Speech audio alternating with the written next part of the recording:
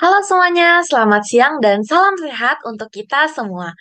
Perkenalkan, kami dari ISAKA Student Group Binus University, saya Alvina bersama dengan rekan saya Justin yang akan membawakan materi edukasi mengenai tema menarik hari ini, yaitu mengenai apa itu IT Audit.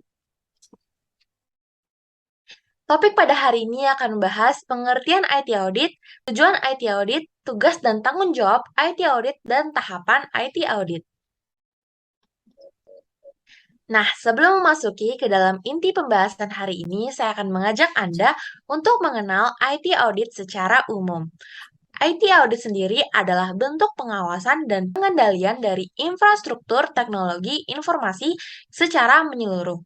Kemudian, IT audit juga dikenal sebagai EDP audit atau Electronic Data Processing Audit.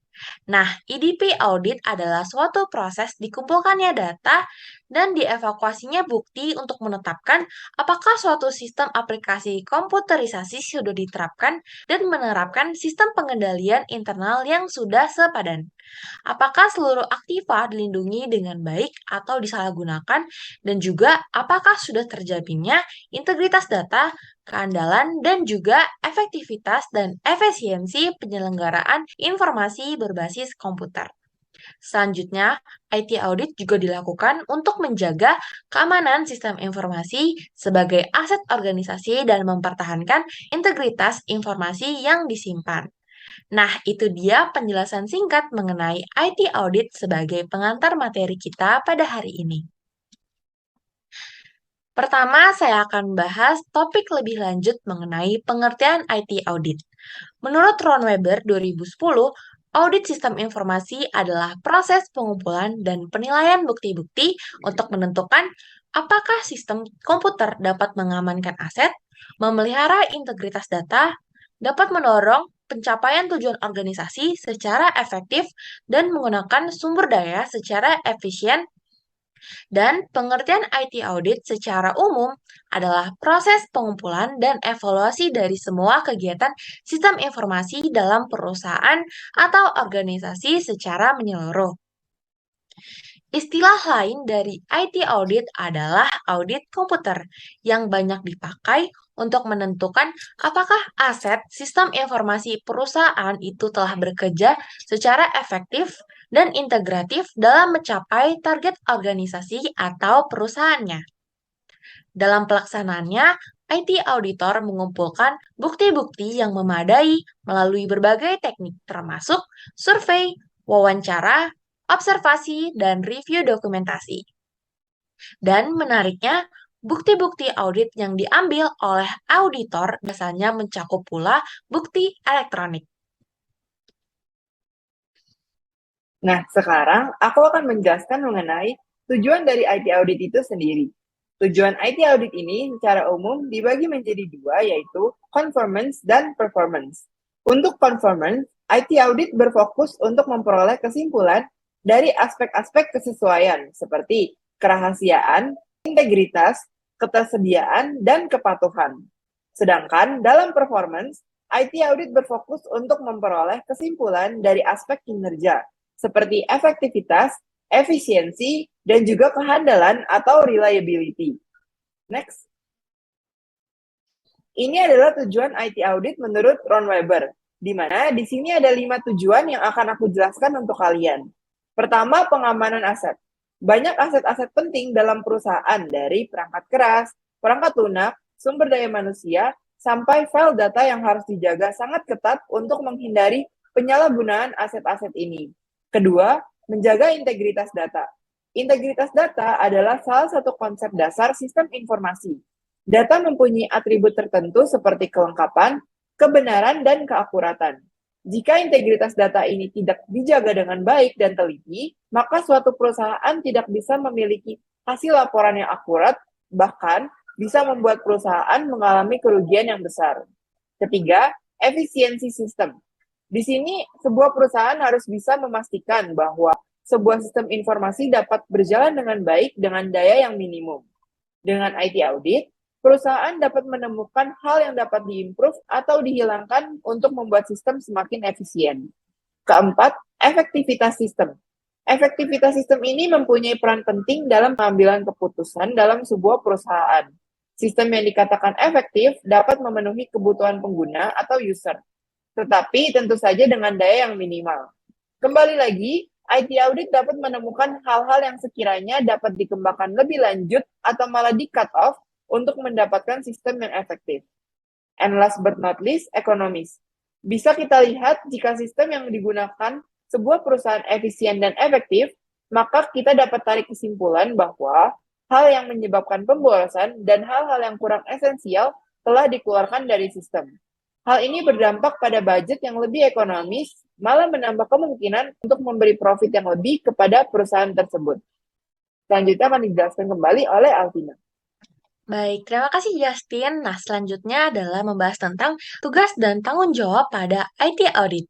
Tugas pada IT audit meliputi yang pertama, mengumpulkan bukti dan menganalisa data dari database, program perangkat lunak, dan sistem manajemen informasi.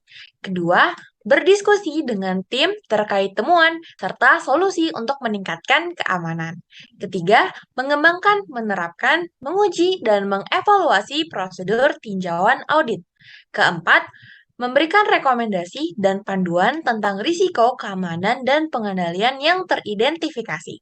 Kelima, mendokumentasikan kelemahan pengendalian. Sedangkan tanggung jawab dalam IT audit adalah IT auditor sebagai orang yang bertanggung jawab dalam IT audit bertanggung jawab atas penilaian infrastruktur teknologi perusahaan dan IT auditor akan mengevaluasi apakah sistem berjalan dengan akurat, efisien, aman, dan sesuai aturan. Nah, kita udah sampai nih ke pembahasan kita yang terakhir pada hari ini, yaitu tahapan dalam IT audit. Di sini aku hanya menjelaskan secara garis besar, karena untuk penjelasan lebih lanjut, bisa kalian tonton di video prosedur IT audit dalam cybersecurity. Oke, yuk langsung kita masuk aja ke materinya. Di sini ada 5 tahapan dalam IT audit yang akan aku jelaskan. Nah, bisa kita lihat ya, ini ada timeline sebagai urutan dari satu tahapan ke tahapan yang lain. Langkah pertama, kita harus menetapkan tujuan dari IT audit yang akan dilakukan. Pada tahap ini, kita akan menentukan why, how, when, dan by whom. Misalnya, kita harus tahu siapa yang akan melaksanakan audit, kapan waktunya, kenapa audit tersebut harus dilaksanakan, dan bagaimana kita akan melaksanakan audit tersebut. Langkah kedua yaitu mengembangkan rencana audit. Nih, tadi kan di langkah pertama kita udah tahu tuh tujuan kita ngaudit mau ngapain, gimana, siapa yang bakalan lakuin, dan kapan. Di tahap kedua ini, kita bakalan melakukan pengumpulan bukti untuk menyokong tujuan dan argumen yang telah kita buat tadi di langkah sebelumnya. Langkah ketiga, melakukan evaluasi. Di tahap ini, kita bakalan memastikan bahwa informasi dari bukti yang terkumpul tadi relevan dengan argumen yang telah kita ajukan. Langkah keempat, menjalankan testing atau pengujian. Nah, seharusnya udah lengkap nih semua dokumen yang kita butuhkan di tahap ini. Dan juga udah kita evaluasikan tadi di tahap ketiga. Jadi sekarang waktunya kita melakukan pengujian dengan dokumen yang telah ada. Langkah terakhir yaitu melaporkan temuan dalam proses serta tindak lanjutnya. Di langkah terakhir ini, kita bakalan menyiapkan dokumen tentang apa saja yang kita temukan dalam proses pengujian, serta tidak lupa juga menuliskan usulan atau rekomendasi tindakan yang harus dilakukan selanjutnya. Next. Hari ini kita udah bahas banyak banget nih, dari mulai pengertian IT audit, tujuan, tugas dan tanggung jawab, sampai dengan tahapannya juga. Menurut kita, berikut ini adalah beberapa poin kesimpulan yang dapat kita tarik dari materi hari ini. Pertama, IT audit adalah proses pengumpulan dan evaluasi dari semua kegiatan sistem informasi dalam perusahaan atau organisasi secara menyeluruh. Kedua, penerapan IT audit sangat penting bagi perusahaan atau organisasi yang bergantung pada teknologi. Ketiga, IT audit dapat membantu manajemen perusahaan untuk memberikan pertanggungjawaban yang efektif dan menganalisis saran dan penilaian untuk tujuan perusahaan. Dan yang terakhir, IT audit berguna untuk memastikan proses yang efisien dan kontrol yang kuat untuk mengamankan data bisnis dari ancaman eksternal maupun internal. Nah, berikut ini ada link yang menjadi referensi kami untuk materi pada hari ini. Nah, untuk memaksimalkan penyampaian materi hari ini, kami juga menyediakan kuis latihan yang berkaitan dengan materi apa itu IT Audit. Nah, soal kuis pertama. Berikut ini adalah tujuan IT Audit, kecuali A. Meningkatkan keamanan aset, B. Meningkatkan integritas data, C. Meningkatkan efektivitas sistem, D. Meningkatkan pengembangan sistem yang lebih baik. Mungkin aku akan hitung mundur 5 detik untuk kalian menjawab ya. 5, 4, 3, 2, 1. Nah, benar banget ya, jawabannya adalah D, yaitu meningkatkan pengembangan sistem yang lebih baik. Karena pengembangan sistem tidak dilakukan oleh IT auditor ya teman-teman, melainkan oleh seorang programmer. Selanjutnya, kita akan beralih ke soal kedua. Apa kepanjangan dari EDP Audit? A. Electronic Data Progressing Audit. B. Electronic Data Processor Audit. C. Electronic Data Processing Audit. D. Electronic Data Purification Audit. Kira-kira teman-teman masih ingat tidak ya penjelasan aku di pembukaan materi tadi? Aku akan hitung mundur lagi ya. 5, 4, 3, 2, 1. Nah, jawaban yang tepat dari kepanjangan EDP Audit itu adalah C. Electronic Data Processing Audit. Nah, sekarang kita bakalan lanjut ke soal ketiga. Aspek efektivitas, efisiensi, dan reliability termasuk dalam kelompok tujuan IT audit, A. Konfirmasi, B. Performance, C. Conformance, dan D. Processing. Ayo teman-teman, kira-kira yang mana nih jawabannya? Aku akan hitung mundur ya dari 5, 5, 4, 3, 2, 1. Ini sih gampang banget teman-teman kalau kalian dengerin penjelasan aku tentang tujuan IT audit di awal tadi. Jadi jawabannya adalah yang B ya teman-teman, performance. 100 buat kalian yang jawab B. Jadi performance itu adalah bagian IT audit yang berfokus pada aspek efektivitas, efisiensi, dan kehandalan atau reliability. Oke, sekarang kita lanjut ke soal yang keempat. Di bawah ini yang bukan sifat yang dimiliki oleh seorang IT auditor adalah A. Humoris, B. Disiplin, C. Teliti, D. Efisien. Nah, kalau yang ini agak lumayan susah ya teman-teman, karena nggak langsung dikasih tahu di materi yang tadi kita jelasin. Ayo, yang mana yang benar ya jawabannya? Aku hitung mundur dari 5 lagi ya. 5, 4, 3, 2, 1. Kalau gitu, aku langsung aja reveal ya jawabannya. Benar banget nih buat teman-teman yang jawab A, humoris. Gak mungkin kan seorang IT auditor itu orang yang humoris, kecuali kalau dia komedian. Nah, kita udah sampai di pertanyaan yang terakhir nih teman-teman. Dari semua tahapan yang tertera ini, coba diurutin supaya urutannya benar. Kira-kira jawabannya yang mana ya? Antara A, B, C, atau D? Kelihatannya yang ini agak sulit ya. Jadi aku bakalan kasih waktu 10 detik. Teman-teman pelan-pelan aja ya jawabnya. Diperhatiin jangan sampai keliru. Aku mulai hitung mundur ya. 10, 9, 8, 7, 6, 5, 4, 3, 2, 1. Nah, untuk jawaban yang benar itu adalah, yaps, betul banget. Yang C ya. Yuk coba kita urutin lagi. Yang paling pertama itu udah pasti yang ke-1, untuk menetapkan tujuan dulu.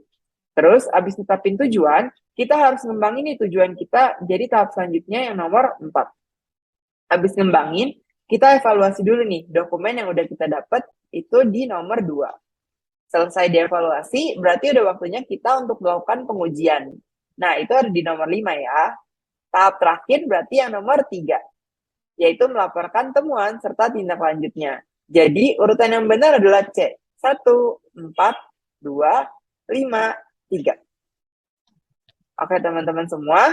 Pertanyaan tadi menutup semua kegiatan kita hari ini ya. Wah, udah banyak banget ya ilmu yang kita dapat hari ini. Semoga ilmu yang aku sama partner aku Alvina bagikan hari ini bisa bermanfaat dan berguna untuk kalian semua. Sebelum menutup, aku dan partner aku ingin meminta maaf pada kalian semua jika ada kesalahan yang tidak berkenan di hati kalian, secara langsung maupun tidak langsung. Baiklah, sekian dari kami. Thank you for listening and enjoy the video.